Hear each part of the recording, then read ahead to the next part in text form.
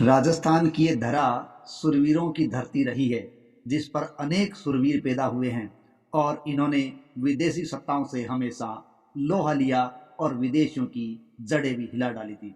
लेकिन ऐसे ही सुरवीरों के अंदर कई ऐसे सुरवीर हुए हैं जिनको इतिहास ने भुला दिया, या यूं कहीं जिनको इतिहास में उचित स्थान नहीं मिल पाया। ऐसे ही एक सुरवीर का नाम आता है राव मालदेव राठौर, जिसे इतिहास के अंदर हसमत वाला राजा भी कहा गया है।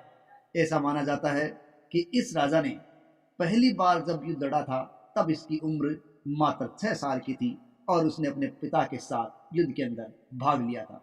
उसने अपने जीवन काल के अंदर लगभग 52 युद्ध लड़े थे और इन 52 युद्धों के कारण 58 छोटे बड़े परगने उसके अधिकार क्षेत्र में थे। और यूं कहीं कि वो संपूर्ण राजपुताने पर एक राजा था तो वो कोई बड़ी बात नहीं है। वो दौर ऐसा था जब बाबर, हुमायूं, शेरशाह आदि का दबदबा हिंदुस्तान पर कायम हो रहा था। लेकिन इस स्थिति के अंदर भी एक ऐसा सुरवीर, मालदेव जैसा सुरवीर उनके सामने सीना तान कर खड़ा था, जिसकी अनसुनी जानकारी आज भी लोगों से अनजान है। तो इसकी जानकारी आज हम आपको सुनाते हैं कि किस प्रकार एक इस मिट्टी के सपूत, मारवाड़ के सपूत या इस राजपुताने के सपूत ने अपने आप को कैसे इतिहास के अंदर दर्ज करवाने का काम किया है। इनका जन्म 5 दिसंबर 1511 को मेहरानगढ़ में हुआ था। राव मालदेव के पिता राव गंगा थे, जो संपूर्ण मारवाड़ के राजा थे।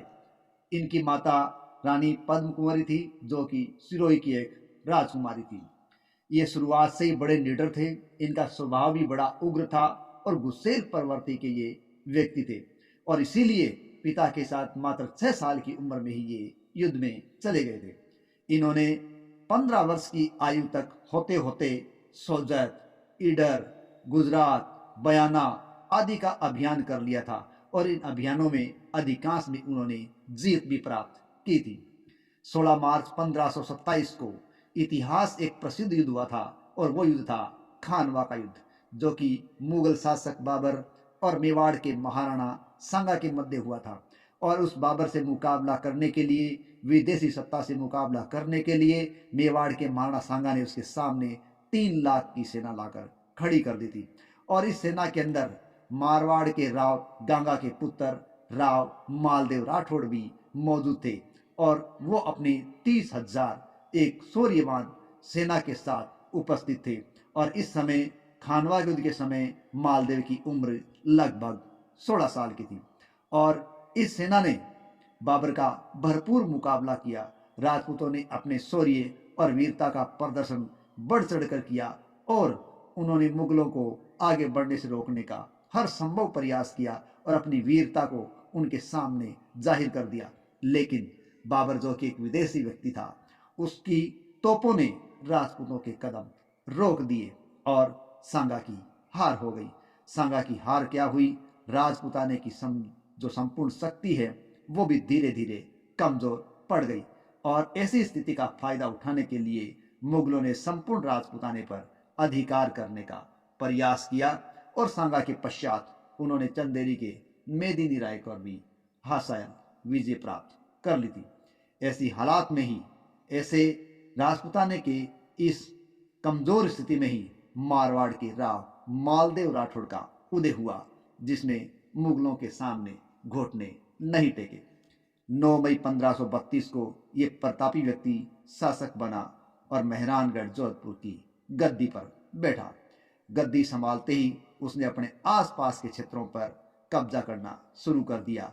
उसने अजमेर के आसपास के ठिकानों पर भी कब्जा किया था और एक बड़ा खजाना उसे प्राप्त हुआ था। उसी खजाने से उसने एक विशाल सेना तैयार की थी। अब उसका राजपुताने पर विजय अभियान चलता रहा था और इसी विजय अभियान के क्रम में कहते हैं उसने भादरा जोन के वीरा सिंगल, जालोर के सिकंदर खान, सिवाना के डूंगर सिंह, बीकानेर के जैत सिंह, मेड़ता के वीरम देव, जैसलमेर के भाटियों पर भी हमला किया था और इन हमलों में उसे फलोदी, बिलाड़ा, सिरवी जैसे क्षेत्र है वो जीत में प्राप्त हुए थे और इसी क्षेत्रों के आधार पर उसको विरासत में पिता का मिला हुआ छोटा सा साम्राज्य एक विशाल साम्राज्य के अंदर परिवर्तित हो चुका था। फरवरी की सर्दी ऋतु में ही उसने मुगल ठिकानों पर हमले करने शुरू कर दिए, जो धीरे धीरे अब आगे बढ़ते हुए मुगलों को छका रहे थे। और उन्होंने उन सभी क्षेत्रों को वापस प्राप्त कर लिया था जो मुगलों ने कभी उनके पास से छीने थे।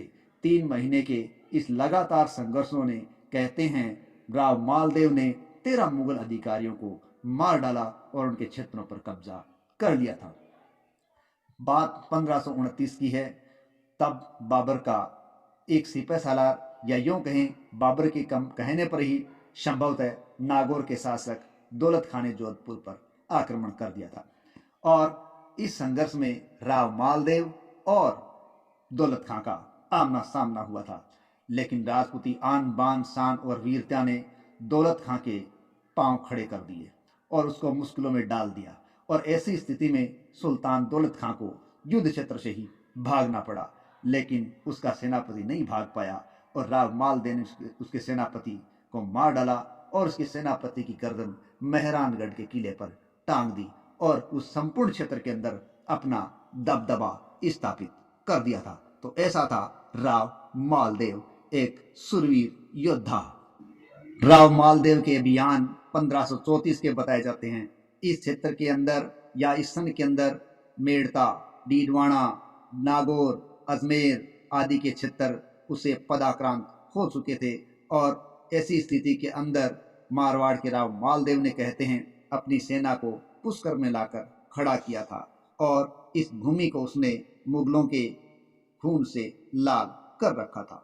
मारवाड़ के इस राव मालदेव ने इन क्षेत्रों को तहस नहस नहीं किया, बल्कि इनसे कर प्राप्त करने का वादा लेकर उन्होंने अपने मारवाड़ की राह पकड़ी। लेकिन मारवाड़ तक पहुंचते पहुंचते आसपास के सभी क्षेत्रों में राव मालदेव की तुत्ती बोलने लगी थी। और ये एक ऐसा कारण था कि आसपास के सभी रजवाड़ों को मालदेव की तरफ रिश्ता बढ़ाने के लिए आमंत्रित किया या उसकी तरफ आकर्षित किया। हर बड़ा छोटा रियासत वाला अब मालदेव की तरफ देखने लगा और उसके नजदीक होने का प्रयास करने लगा था। ऐसा था ये खसमत वाला राजा मालदेव। बताया जाता है राव मालदेव ने 26 शादियां की थी और उन्हीं में एक शादी ही उम्मादे के साथ। उम्मादे इतिहास में वो रानी जो इतिहास में रूठी रानी के नाम से चर्चित हुई है। लेकिन ये बात अलग है कि उम्मादे का दौर अलग था, लेकिन मालदेव की 26 शादियां थी। इस प्रकार 26 रियासतों से उसके ताल्लुकात थे और उसके लगभग 25 पुत्र हुए। उन 25 पुत्रों को उसने अपने जीते हुए क्षेत्रों पर अलग अलग जगहों पर उसने जागीरें सौंप रखी थी।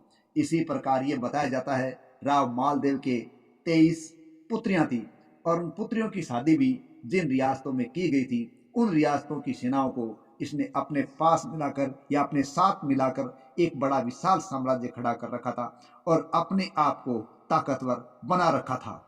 मारवाड़ के इस शक्तिशाली शासक ने 1537 के आसपास अपनी 50,000 की सेना लेकर जालोर का अभियान किया।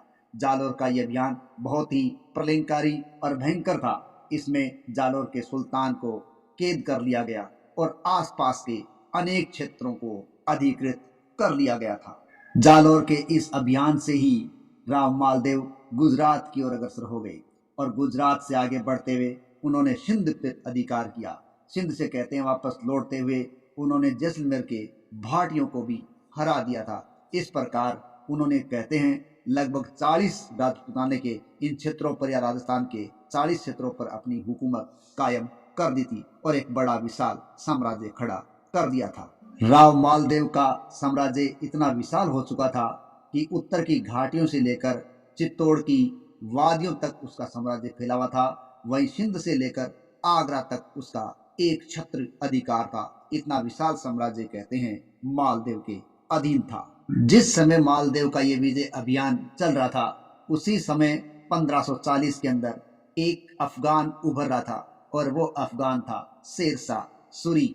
दरअसल बाबर के पुत्र हुमायूं इस समय दिल्ली की सत्ता पर सत्तासीन थे और भारत के शासक थे। लेकिन शेरशाह ने 1540 ने हुमायूं को यहाँ से भागने के लिए मजबूर कर दिया और अब शेरशाह यहाँ का शासक बन बैठा। दिल्ली से आगरा तक का ये क्षेत्र अब शेरशाह के अधिकार क्षेत्र में था।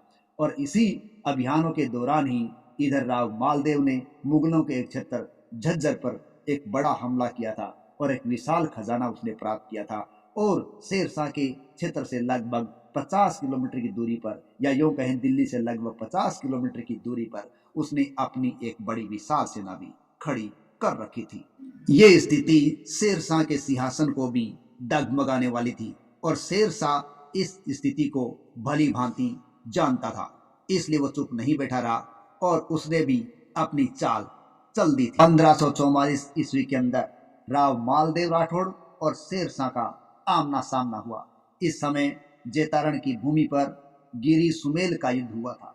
इस युद्ध के दौरान राव मालदेव लगभग अपने 50,000 सैनिकों के साथ थे और वहीं शेरशाह लगभग अपनी 80,000 की सेना के साथ उपस्थित था। लेकिन शेरशाह राजपूतों के शौर्य और बल से भली भांति परिचित था और वो जानता था कि इनसे लोहा लेना कोई आसान काम नहीं है। इसलिए उसने ये सारा युद्ध अपने पक्ष में लाने के लिए एक चाल चली और उसने सीधे मुकाबले की बजाय छल का सहारा लिया। और ये छल का सहारा इस जेतारण युद्ध में लिया गया शेरशाह के जीवन पर एक कलंक के रूप में माना जाता है। दरअसल शेरशाह ने छद्म या यूं कहें जाली पत्र लिखे और वो रात को मालदेव के शिविर के पास डलवा दिए गए थे। शेरशाह ने इस जाली पत्रों में ये लिखवाया कि मालदेव के जो दो सेना नायक है जेता और कुंपा, वो कल के युद्ध में शेरशाह की तरफ से युद्ध लड़ेंगे और इस युद्ध के दौरान राठौड़ मालदेव को मार दिया जाएगा और मेहरानगढ़ पर कब्जा कर लिया जाएगा, या यूं कहें जोधपुर पर कब्जा कर लिया जाएगा। अगली सुबह जब इन पत्रों के बारे में राठौड़ मालदेव को पता चला तो उन्होंने अपने सेनापतियों से इसके बारे में कोई जानकारी प्राप्त नहीं की और वो अपनी विश्वास वाली सेना को लेकर वापस जोधपुर लौट आए थे। लेकिन राव मालदेव राठौड़ के जो सेनापति थे जेता और कुंपा, उनको जब इसके बारे में पता चला तो वो नहीं चाहते थे कि ये कलंक उनके जीवन पर लगा रहे।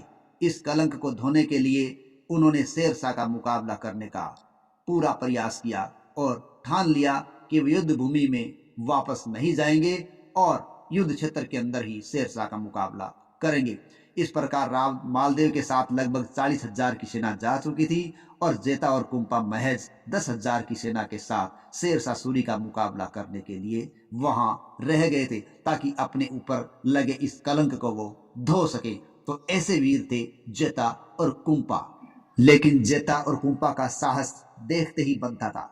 मात्र 10,000 की सेना के साथ इन्होंने शेरशाह का जो मुकाबला किया, उस मुकाबले में शेरशाह के पांव लड़खड़ा गए थे क्योंकि जेता और कुंपा ही उस पर भारी पड़ रहे थे। वो एक अतुल्य शौर्य प्रदर्शित कर रहे थे और इस भूमि को मुगलों से या यूं के अफगानों के खून से रक्त रंजित कर रहे थे।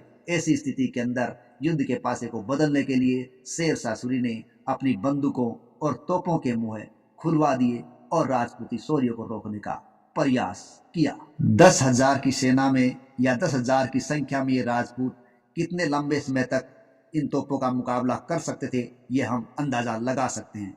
लेकिन फिर भी कहा जाता है कि लगभग 36,000 अफगानों को इस भयंकर संघर्ष के अंदर अपनी जान गंवानी पड़ी और ये 10,000 की सेना जो राजपूती थी वो उन तोप गोलों का मुकाबला सामना करते हुए इस वीर गति को प्राप्त कर गई थी। लेकिन शेरशाह इस युद्ध के बाद ये कहने को मजबूर हो गया कि मैं मुट्ठी भर बाजरे के लिए हिंदुस्तान की बादशाहत खो देता। इससे अंदाजा लगाया जा सकता है कि अगर मालदेव की सेना साथ होती तो कभी का शेरशाह यहाँ से नेस्तनाबूद हो चुका होता और एक बार फिर राजपूती शौर्य उसका प्रदर्शन राजस्थान की धरा पर हो चुका होता। राजपूताने के इस वीर सपूत राव मालदेव राठौड़ का निधन 7 नवंबर 1562 को हो गया था और इतिहासकारों से ऐसा संकेत मिलता है कि जिन मुगलों ने जजिया कर लगाया था उनके साथ उसने मुकाबला किया और जजिया कर आसानी से नहीं चुकाया। इसके अलावा अनेक मंदिरों का पुनर्निर्माण करवाया जो कि सल्तनत शासनकाल के अंदर तोड़े जा चुके थे। ऐसा भी संकेत माना जाता है कि अफगानिस्तान के कुछ इलाकों के अंदर हिंदू राजवंश को इन्होंने स्थापित करवाने में अपना सब कुछ दाव पे लगा दिया था और उसमें सफलता भी प्राप्त की थी। तो ऐसा शख्स हुआ है हसमत वाला राजा, मारवाड़ का राजा राव मालदेव राठौड़, जिसे इतिहास में वो स्थान नहीं मिल पाया जिसका वो अधिकारी है। तो ऐसी ही सुरवीरता की कहानी हम आपके बीच लाए हैं। इसको आशा है आपको पसंद आएगी और हमें अपने इस चैनल पर आपका सहयोग इसी प्रकार मिलेगा। ऐसे सुरवीरों की कहानियाँ अपने सुने और अधिक जानकारी प्राप्त करें। जय हिंद, जय भारत।